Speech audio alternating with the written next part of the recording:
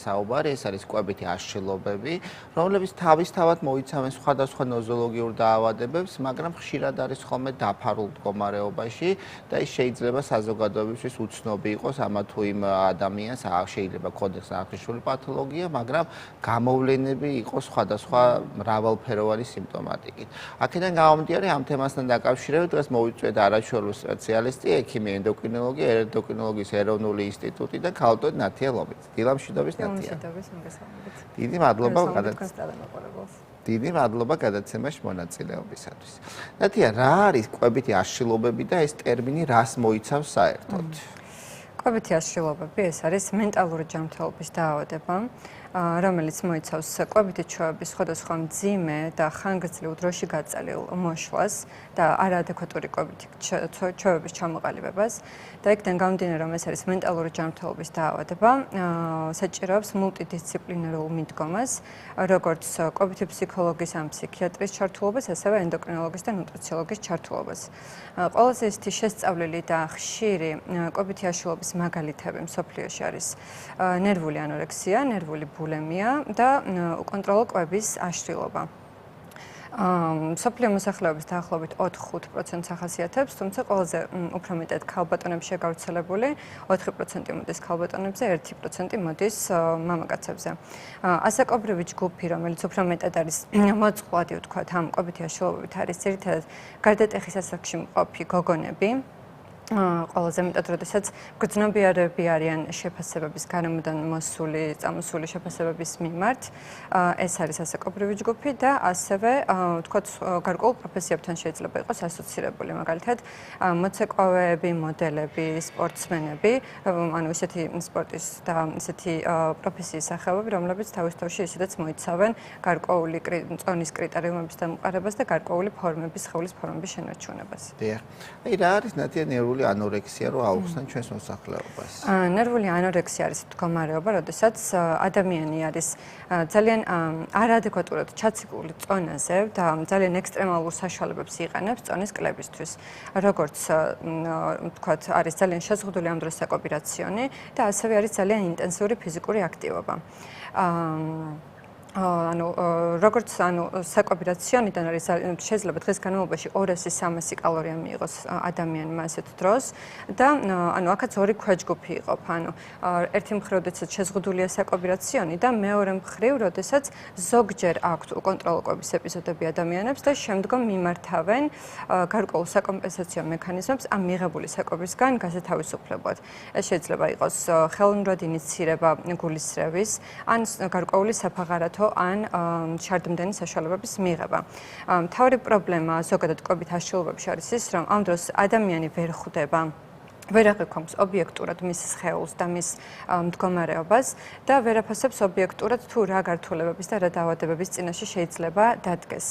აი, როდესაც ხდება ხელოვნურად ინიცირება ამ მომენტების და ცდილობს ადამიანი რომ იმ მიღებული საკვებისგან გაითავისუფლოს თავი, რეალურად ის იშორებს არა მიღებულ კალორიებს, არამედ სითხეს და ელექტროლიტებს და ეს არის ყველაზე დიდი პრობლემა, იმიტომ რომ მივდივართ დეჰიდრატაციამდე და ძალიან მნიშვნელოვანი ელექტროლიტების დაკარგვამდე, როგორც არის ერთ-ერთი კალიუმი მაგალითად და კალიუმი ძალიან მნიშვნელოვანია გულის რითმის ნორმალურ გატარებაში, გულის კუმშოდობაში, ასევე ნერვული იმპულსების გატარებაში და ანორექსია არის ერთ-ერთი წამყვანი მეორე ყველაზე ხშირი სიკვდილიანობის მიზეზი ფსიქოლოგიურ დაავადებებს შორის, სწორედ აი ამ მიზეზის გამო, რომ გულის გაჩერება ხდება პირდაპირ და ძალიან ხშირი სიკვდილიანობა ახასიათებს და აქედან გამომდინარე, რომ მნიშვნელოვანია მისი დროული დიაგნოსტიკა, ამოცნობა და შემდგომში მართვა. დიახ. ნათია, აი მშობლებმა როგორ გაამახვილონ ყურადღება, როგორ მიიტანონ ეჭვი, რომ მათ შვილს აქვს ანორექსია ან რაღაცა სიმპტომები ამ დაგვარი? ხო, რთული ამოსაცნობია საწყის ეტაპზე, შეიძლება ძალიან ჩუმად აკეთებდეს ადამიანი ამას და ოჯახის ჩართულობა და გარემოს ჩართულობა ძალიან მნიშვნელოვანია, ამიტომ ხდება რა თქმა უნდა შეზღუდვა კალორიების და ამაზე დაკვირვება უნდა მოხდეს, თუმცა ძალიან მნიშვნელოვანია რომ ისე მოხდეს ძალიან ფაქიზად, არ გავუმახვილოთ ყურადღება ადამიანს ამ მომენტებზე, არც წონაზე, არც ძალიან მოწყვლადები არიან განსაკუთრებით ეს ასაკოვანი კატეგორია, ასაკობრივი ჯგუფი, ეს გარდატეხის ასაკში მყოფი გოგონები განსაკუთრებით და ძალიან სიფრთხილით უნდა მივუდგეთ ამ მომენტს. დიახ. და რადარა დარღვევებით გამოვლინდება ის ციკლზე აისახება ზოგად ორგანიზმში თუ რადარა სიმპტომები შეიძლება ქონდეს ესეთ ადამიანს? ჩევილები რაც ახასიათებს არის თმის ცვენა, ვთქვათ, ფრჩხილების მტრევადობა, წონაში კლება, მაგრამ როდესაც ეს პაციენტები მიმართავენ, ანუ პირველად ენდოკრინოლოგს ან ექიმს, რეალურად მიმართავენ ამ ჩევილების გამო და არც საერთოდ არ თვლიან ისინი, რომ ეს ანორექსია, ანუ ეს მდგომარეობა და ის კვებითი ჩვევები რაც მათ აქვთ, ეს არის პრობლემატური. მიმართავენ პირველად ენდოკრინოლოგს და ექიმს მაშინ, როდესაც უკვე ეს ჩივილები იჩენს თავს. თუმცა გარდა ამისა, ბევრად რთული ჯანმრთელობასთან დაკავშირებული პრობლემები შეიძლება გამოიწვიოს. ერთი ვისაუბრეთ ელექტროლიტულ დისბალანსზე, გაუწყლოებაზე და გულთან დაკავშირებით პრობლემებზე. გარდა ამისა, როდესაც უკვე ჩვენ ორგანიზმს არ ვაწოდით საჭირო კალორიას, უკვე ორგანიზმი იწყებს მასში არსებული ქსოვილების გამოყენებას ენერგიის მისაღებად და პირველ რიგში ხდება ცხიმოვანი ქსოვილის განლევა, შემდგომ უკვე გადადის კუნთოვანი მასის გამოყენებაზე. შემდგომ ანუ კუნთოვანი მასა იგივე გულიც არის რა თქმა უნდა და ხდება გულის კუნთის კედლების დათხელება და ესეც არის მიზეზი რატომაც ხდება გართულებები გულსიძახთო დაავადებების ხდება ასევე ნერვული ქსოვილის განლევა და იწყება პარესთეზიები, დაბუჟებები, ცოცვის შეგრძნებები და ასე შემდეგ ხდება შემდგომ ძვალსახსროვანი სისტემის გამოფიტვა, იმიტომ რომ ძვალი არის უდიდესი დეპო კალციუმის და ფოსფორის მნიშვნელოვანი მინერალების ორგანიზმში და როდესაც ჩვენ არ ვაწვდით გარედან, ორგანიზმი იძულებულია ამ დეპოდან გადმოისროლოს კალციუმი და მოგვაწოდოს. ამიტომ ოსტეოპენიის და შემდგომ ოსტეოპოროზის განვითარების რისკიც იზრდება. რა თქმა უნდა, ადგილი ექნება ამ დროს არის ამენორეა, ფუნქციური ჰიპოთალამური ამენორეა ვითარდება, იმიტომ რომ როდესაც ძალიან შეზღუდული ენერგიის პირობებში უწევს ორგანიზმს ცხოვრება, უკვე ორგანიზმი აპრიორიტეტებს ფიზიოლოგიურად და სასიცოცხლოდ მნიშვნელოვან პროცესებს მიეწოდოს ეს ენერგია, როგორც არის იგივე გულის მუშაობა, სუნთქვა და ასე შემდეგ და ასე ვთქვათ რეპროდუქციული ფუნქცია მეორე პლანზე იწევს ასეთ შემთხვევაში და საერთოდ ჩერდება ან აქვს ოლიგომენორეა გაიშვიათებული ციკლი, ან სრულიად შეწყვეტილი ამენორეა და რაც მოდის ჰიპოთალამუსთან ცენტრალურად ითიშება ეს პროცესი. გარდა ამისა, სხვადასხვა დერმატოლოგიური პრობლემები შეიძლება აკნე, სხვადასხვა სებორეული დერმატიტი, როზაცია და ასე შემდეგ და ხო, ძალიან მრავალფეროვანი. გარდა ამისა, გასტროინტესტინალური პრობლემები შეიძლება გამოიწვიოს, გასტროპარეზი, შეკრულობა. საწყის ეტაპზე ესე მიდის პროცესი და შემდგომ უკვე რეალურად მართლა უჭირთ ადამიანებს საკვების მონელება, იმიტომ რომ მთლიანად გასტროინტესტინალური ტრაქტიც იფიტება.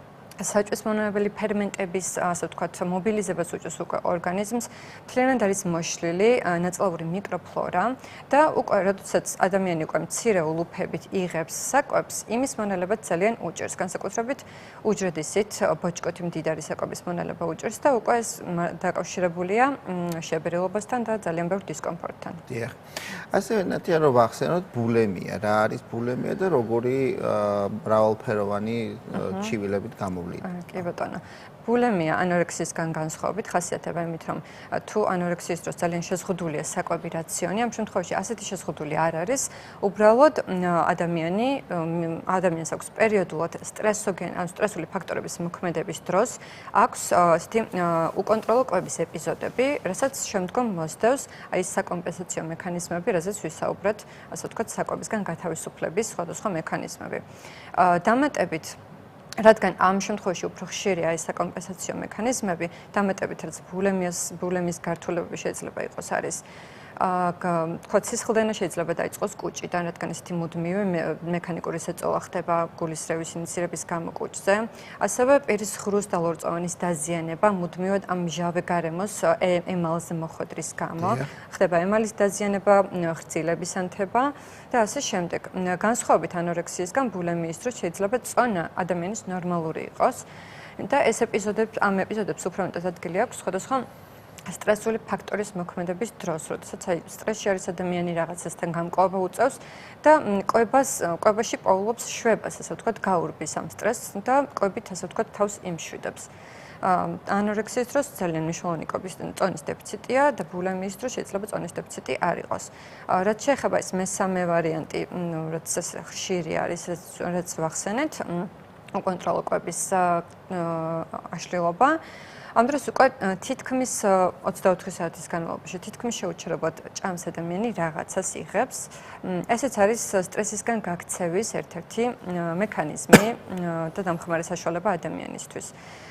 განსხვავებით ბულიმიისგან ამ დროს ამას არ ახავს საკომპენსაციოდ საკვებისგან დაცლის მომენტები. და აქ უკვე ძალიან მაღალ წონასთან გვაქვს საქმე. დამატებით ჩივილები და გართულებები, რაც უშუალოდ ამ მდგომარეობას ახლავს, არის სიმსუქნე, დისლიპიდემია, შაქრიანი დიაბეტი ტიპი 2.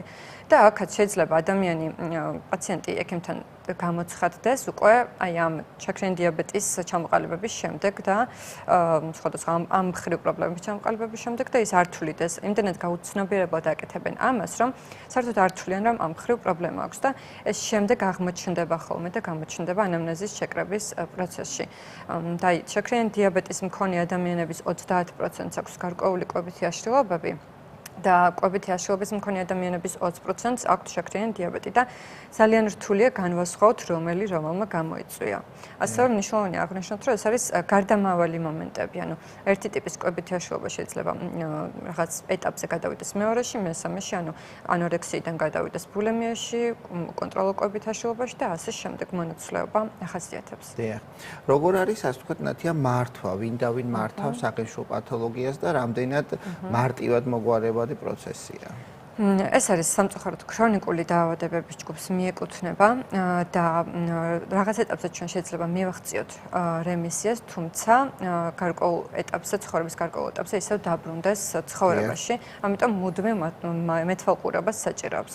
იქიდან გამომდინარე, რომ ეს არის მენტალური ჯანმრთელობის დაავადება, აუცილებელია ჯერ კვების ფსიქოლოგის და შემდგომ თუ მხოლოდ კვების ფსიქოლოგის დონეზე ვერ მოხდა ამის აღმოფხვრა, ფსიქიატრის ჩართულობა და გარკვეული მედიკამენტების ჩართვა. გარდა ამისა, რა თქმა უნდა, აუცილებელია ენდოკრინოლოგის და ნუტრიციოლოგის მეთვალყურეობა და ანუ პირველი ეტაპი მკურნალობის საბოლოო ჯამში არის ნუტრიციული, ასე ვთქვათ, შევსება იმ დანაკლისის შევსება, რაც ამ ხნის განმავლობაში ანორექსიის დროს ადამიანს აღენიშნება, ნუტრიციული რეაბილიტაცია და რა თქმა უნდა, კვების ფსიქოლოგის ჩართულობა და ფსიქოთერაპია. შემდგომ უკვე თუ ეს საკმარისი არ აღმოჩნდა, გარკვეული მედიკამენტების მოშველიება. გარდა ამისა, იმის მიხედვით თუ რა დამატებითი ორგანოთა სისტემა, ასე ვთქვათ, ჩაითრია ამ პროცესმა, უკვე სხვა სპეციალისტების ჩართულობით შეიძლება იყოს საჭირო, იგივე კარდიოლოგის, გასტროენტეროლოგის, გინეკოლოგის და ასე შემდეგ. დიახ. აი ხატია საკითხვა, დიახ ხატია გისმენთ? კიდევ ერთხელ მოგესალმები შოთა, მივესალმები შენს არაჩვეულებრივ სტუმარს. თქვენთან ორივესთან მექნება ესეთი კითხვა. ციკლის წინა პერიოდში ხშირად გახშირებულია ხოლმე ეგრეთ წოდებული, როგორც ვეძახით, არაპროფესიონალურ ენაზე ბულიმია, ხო? როდესაც კვებაზე მომატებული აქვს ქალბატონებს მგრძნობელობა. აი თავიდანვე როცა აქვს ციკლის ჩამოყალიბებისას ადრეულ ასაკში გოგონას ესეთი სიმპტომი, არის თუ არა საყურადღებო, რომ შეიძლება ბულიმიის მართლა ბულიმიის განვითარებასთან მქონდეს საქმე და თავიდანვე უნდა მიაქციოს თუ არა ყურადღება მშობელმა.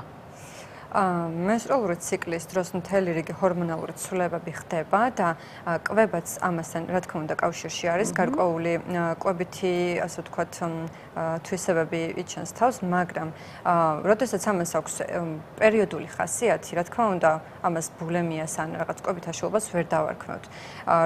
ზოგადად კვებითი აშლილობით ადამიანები არ ეძებენ გემოვნურ თვისებებს, საერთოდ არ უნდათ მათ ჭამა და ისინი ვერ აცნობიერებენ, შეიძლება გაუცნობიერებლად იკვებებოდნენ. და ну რაღაცა ერთჯერადად ან თუნდაც რაღაცა კვირაში ორჯერ გადავაჭარბე და უფრო მეტი მივირთვი ვიდრე მინდოდა და ვაიმე ბულიმია ხომ არ მაქვს, ეს რა თქმა უნდა არასწორი იქნება. ამ დროს საერთოდ სხვა მექანიზმი, ანუ ეს ადამიანები არ ეძებენ გემოვნურ თვისებებს და საკვებს, გაუცნობიერებლად ეს არის მათთვის სტრესისგან გაქცევის მომენტი.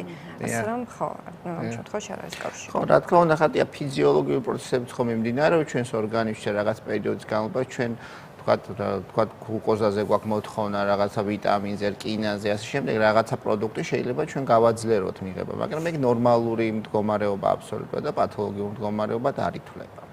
დიდი მადლობა. მადლობა ხმინდა ნათია მოგიხადო გადაცემაში მონაწილეობს ესეთი ამომწურავი ინფორმაციისათვის. მე შეგახსენებთ რომ ჩვენი სტუმარი იყო ქალბატონი ნათია ლომიძე, რომელიც დღეს საუბრობს კვებითი აშლილობების შესახებ.